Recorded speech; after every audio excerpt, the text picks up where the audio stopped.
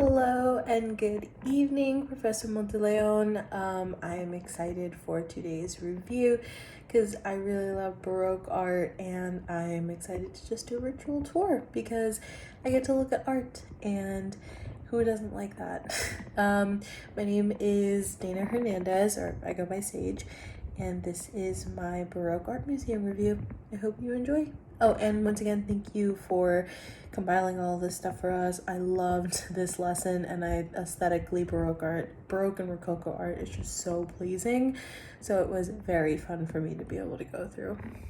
Thank you. Okay, so I wanted to start off here in the instructions actually, because when I click this, it's gonna open to a new tab, and it starts the video that I really liked. Let me turn the sound on. I'm gonna click visit.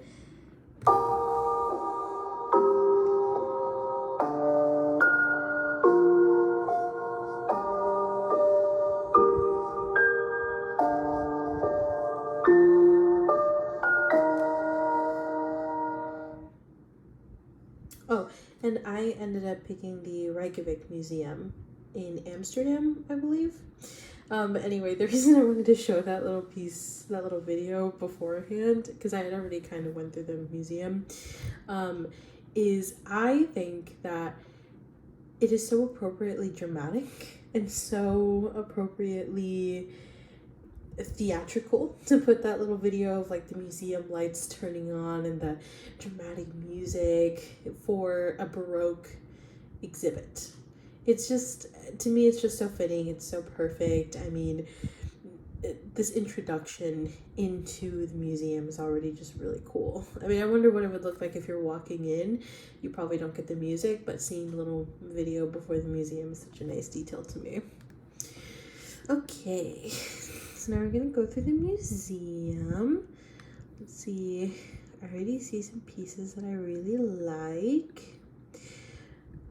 This is really pretty. I love the columns that they have here, very ornate, which also feels very Baroque, is the ornateness of this. But another thing that I find interesting here are the tones that they chose to go with.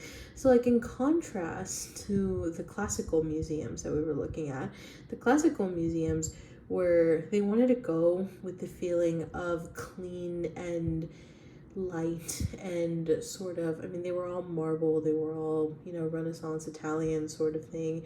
And you see these, and this looks very, in my opinion, it looks pretty French, the way that the museum looks. But we're also, again, seeing some of those Gothic ceilings here, those arches, some natural lighting coming in down here too. So that's really interesting to me. Let's see. When I was first looking at like the museums and trying to pick a piece to do my review on, one of the pieces, this is really beautiful also, I really like the still life with the cheese, but one of the pieces that I almost ended up picking was Girl Dressed in Blue. This was just such a starkly beautiful piece, and in my opinion, it reminds me of the one person that we studied. It was I can't remember her name, but she was a woman painter, and she was famous for like portraiture.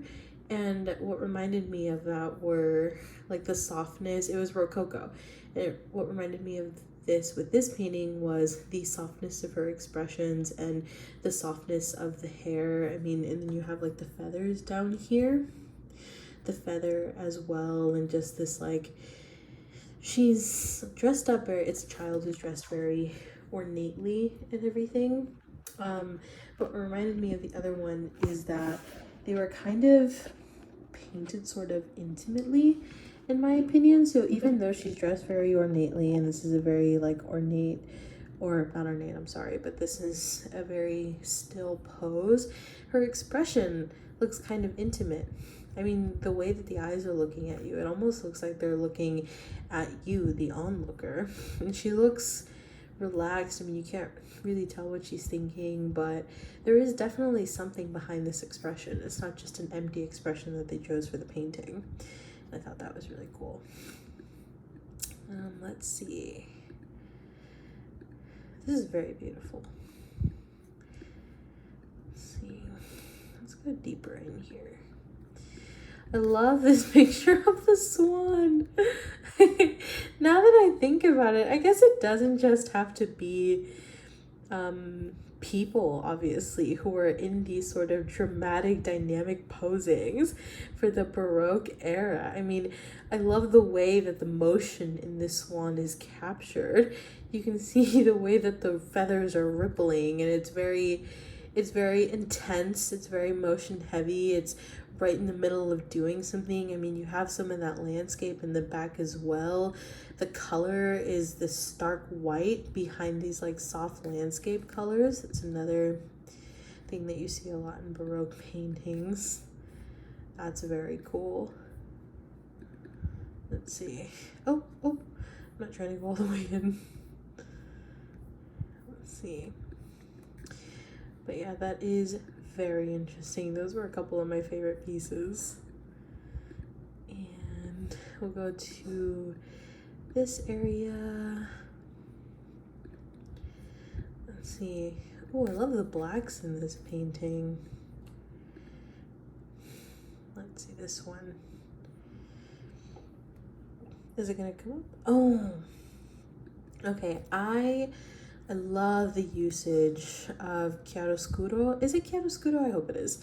But I love the uses of chiaroscuro here that kind of paints a spotlight on these two people in the front and center of the portrait. I mean, you have this like dark shadows behind her and everything, and you have the highlights right here on the man's like golden sleeve and her bright red dress, which again, those jewel tones, those regal, intense emotion colors, in my opinion. Like, it reminds me of like the deeper reds that were used for the blood by Gentileschi, or that painting by Gentileschi that we analyzed.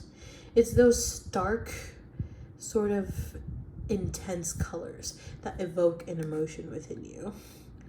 It's very pretty.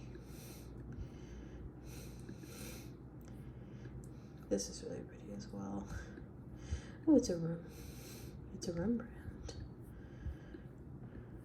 Very cool. I love the natural lighting that they're using here. It almost reminds me of the way that painters, or not painters, but sculptors would sculpt their pieces, and then they would use the outside surrounding area to really give their pieces that extra layer of illusion. So like, I think it was was it Teresa in Agony? It was one of the sculptures that we looked at when we were studying this era, and it was I want to say it was Mary Magdalene, maybe, who was being visited by an angel, and it was this intense sort of emotion of, you know, the person being visited by the angel feeling agony but also pleasure at her agony. And the way that they spotlighted it was like a window that was behind the actual sculpture that threw some light onto the sculpture as well. It was something like that. But I've always thought that was really cool, the artist using the outside world to influence how the person is looking at their painting. And I think what's really cool, this isn't necessarily the artist, but what's really cool is the usage of this natural light right here to highlight some of these really bright colors and to further emphasize the contrast between the light and the dark here. Oh, and there's sound. I like that. Very cool, very intense.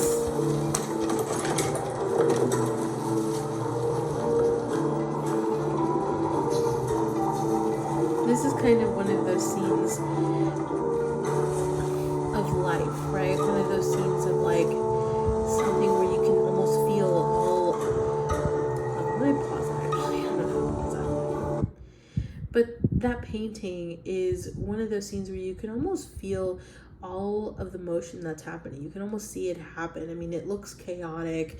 The entire canvas itself, you know, the space right here at the bottom, the horizon, you can see like the people coming in from behind them, and each one of them are in the middle of emotion of some sort, which is common for the Baroque era.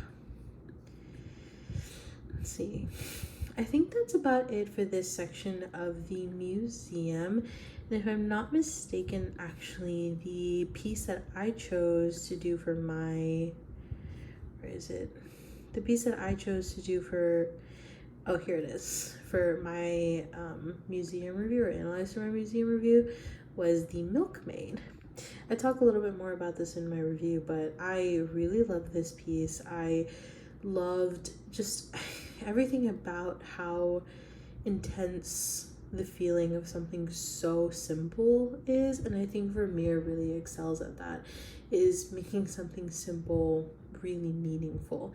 And either way, I talk more about it in my review, but that was my little video proving that I did in fact go look at all of the art in here, and it was a very enjoyable experience for me. This was a really fun unit, and I'm so glad that I got to do this because I really do. I love the aesthetics of Baroque and Rococo art. It all feels very melodramatic. You feel the gaiety in it. There's sensuality in it. It's just so, I think in my opinion, it's so starkly different from all of the Christian examples that we were studying, and yet you still get, or the kind of more religious examples, and yet you still get some of those intensely religious works in this era, but they're just not as confined, I feel, as the last era. It's very much bringing these into the present. It's bringing these works of art into the human experience, which I think is very cool. But yeah, so that was my little video, and I hope you enjoy my museum review. Thank you, Professor Monteleon.